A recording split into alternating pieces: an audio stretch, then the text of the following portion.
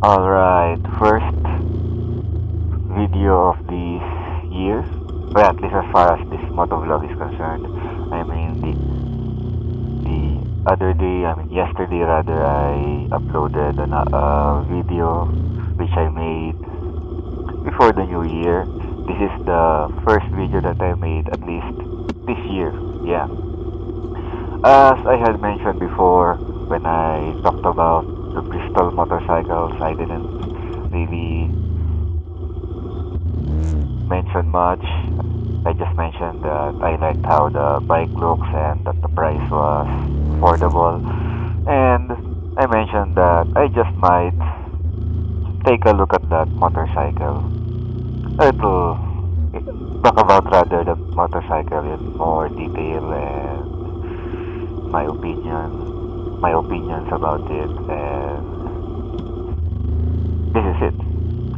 This video is all about my review of the Bristol motorcycles as far as the specs is concerned and as far as the pictures of the motorcycles that I have seen. I have yet to really go to the showroom of Bristol motorcycles. It's so out of my way, and I just haven't been able to find the time to really take a time to go there. But yeah, so basically this is first impressions of the motorcycle with regards to the specs and the pictures of the bikes that I have seen. And I'll talk about the details of the motorcycles in terms of one, engine displacement, and two, price. Engine displacement is quite attractive for me. It's 400cc, albeit it's a single cylinder, but it's still 400cc displacement, which makes it expressway legal, and that's a big plus for me as far as I'm concerned. And the price, really attractive, only around 200,000, 210,000 pesos for a 400cc motorcycle. Not bad. It's way up there. It's up to par with the CF Moto 400 motorcycle, same price range, same displacement. Albeit the CF Moto 400 is two-cylinder, whereas the Bristol motorcycles are just single-cylinder motorcycles, but still quite attractive. So 1 point for engine displacement and 1 point for the price of the bike. Now, again, some people might not be overly concerned about the displacement. They don't really travel the expressways. Well, I don't really travel the expressways, but again, it's just one avenue, one route that will be open to you if your motorcycle is expressway legal. So I gave the Bristol motorcycles 1 point for the engine displacement. I mean, it's 400cc motorcycle. That's one of my gripes about the motorcycles that are 300cc displacement. I mean, come on, 300cc. Can't you just bump it up to 400cc? Yeah.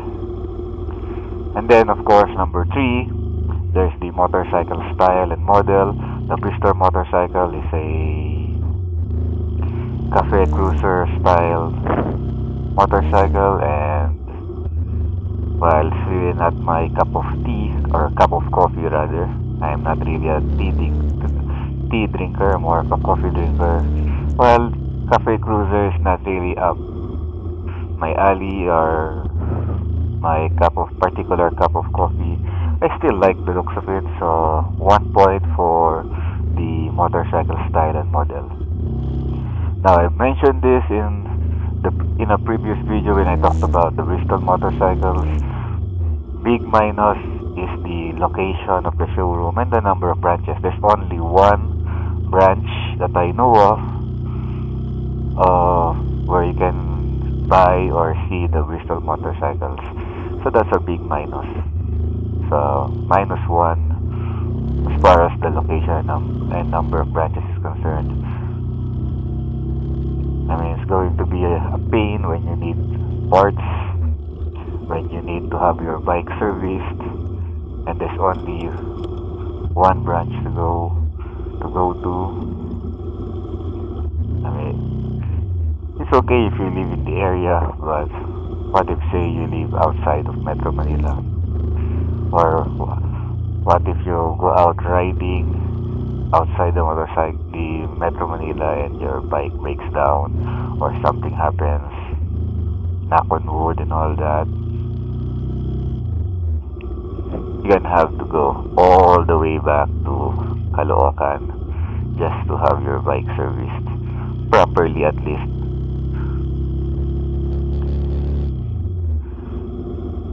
And that pretty much, of course, goes to the availability of parts, -1. I mean, if there's only one showroom or one branch, there's only one place you can go to buy parts, man. And that's gonna be a big problem. Now, seat height, it's a little bit tall for my taste, but still, I checked in terms of the specs, it's almost the same as my Z250 SL, so I can handle that seat height, I suppose. So no problem. I'll give it 1 point for the seat height. Yeah.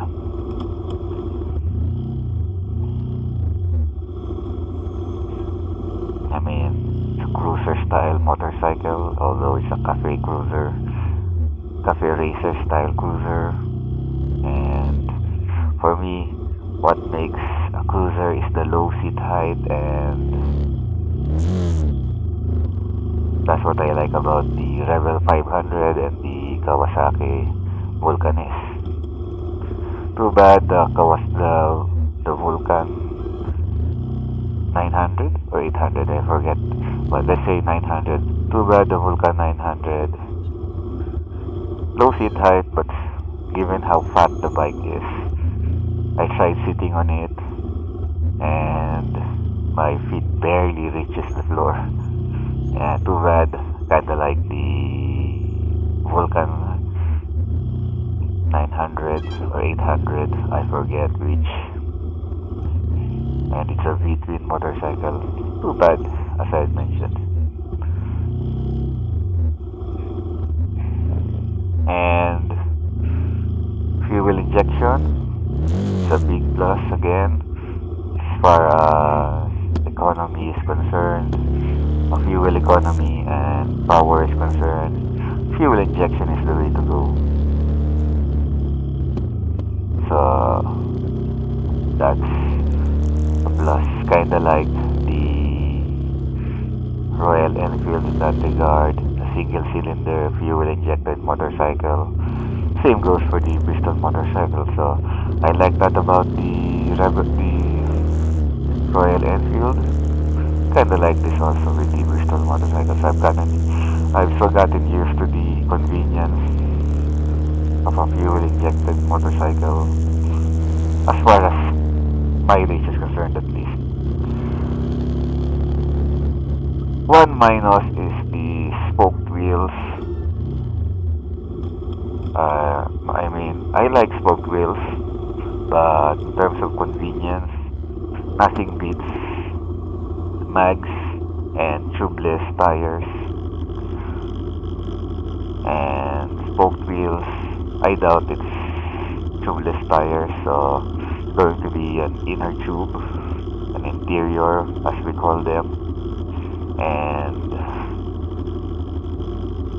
it's gonna be a pain to push such a big bike if ever you get a flat tire, at least in terms of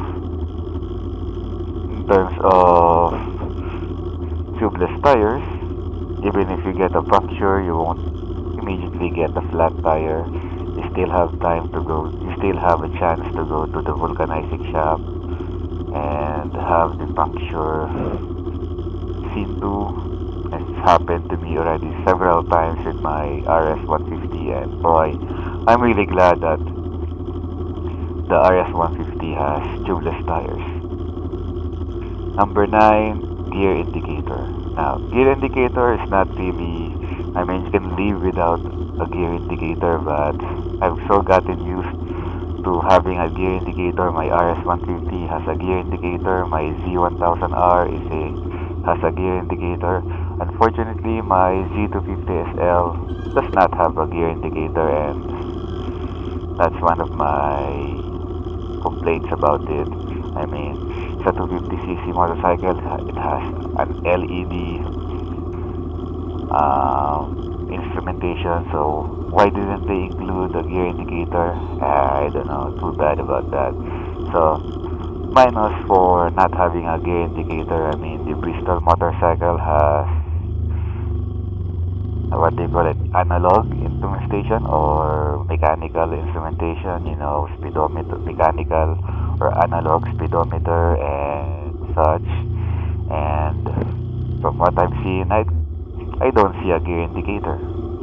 So -1 for not having a gear indicator, at least in my book, my opinion. You should have one. Although again, as I mentioned, you really can't. You can live without it if you have to. And then number 10, reliability and performance. Now, might be a good bike, might not be a good bike. I mean, but it can go anyway, and at least as far as reputation goes, still the bike is still relatively new, the brand is still relatively new as far as I'm concerned, so we really can't say much about the reliability and performance of the bike yet. So as far as at this moment in time, I'm gonna give it a -1 in terms of reliability and performance. Simply because we don't know much about it yet. Not enough, at least. So in summary, 1 point for the engine displacement, 1 point for the price, and 1 point for the motorcycle style and model, 1 point for the seat height and fuel injection. So 1, 2, 3, 4, 5 out of 10, so 50%. Not bad, at least as far, again, this is just my opinion. I mean, you might have a different opinion altogether, and you might see the Bristol motorcycles as all pluses, but as far, in my opinion, at least in my humble opinion, it's a 5-point bike, 5 out of 10 at least. So it's not bad. In fact, it's good enough for me to consider if ever I wanna go the route of a cafe racer. And yeah, but again, 5 out of 10, it's not that good either, so it's not something that I would go out of my way to buy. But again, I just might consider getting one. I mean, price is really attractive, as I had mentioned, and yeah.